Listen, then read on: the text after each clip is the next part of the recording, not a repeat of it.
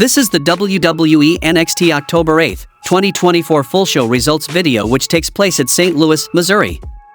Trick Williams makes his entrance and gets on the mic and he says we got sexy red in the back, NXT is reaching new heights in new cities and a new network, and he's got a new name, Tricky 2 times, and you better say it 2 times, because he's your new 2-time NXT champion.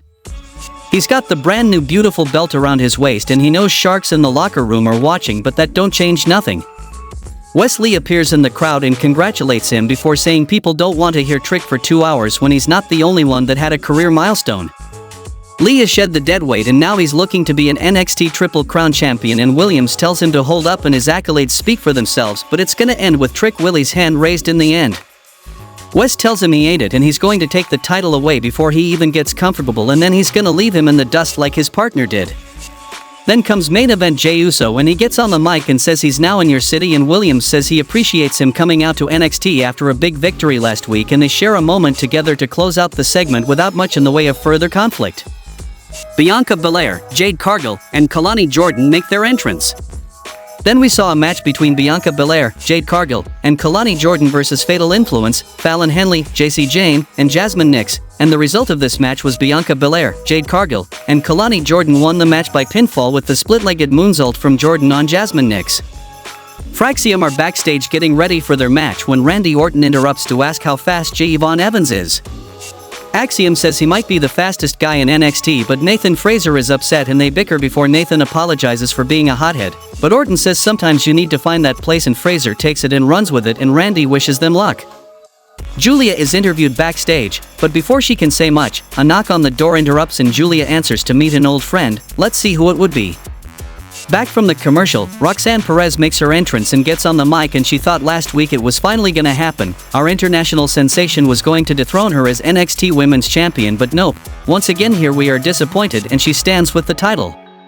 Maybe now we'll all start to believe everything she's been saying since April, but she's not gonna hold her breath.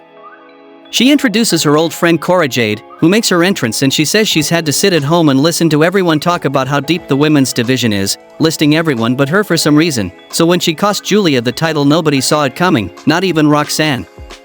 The woman we used to know was a young girl trying to make it in NXT, but now you're looking at the woman who was going to make NXT.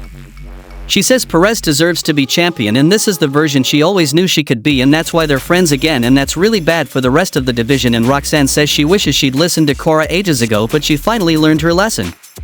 Then comes Julia and Cora Jade waves her in the ring, but then comes Stephanie Vaquer. The babyfaces hit the ring and a brawl breaks out and sends heels packing. No Quarter Catch Crew are backstage and Charlie Dempsey has a terrible soup strainer of a mustache. Why?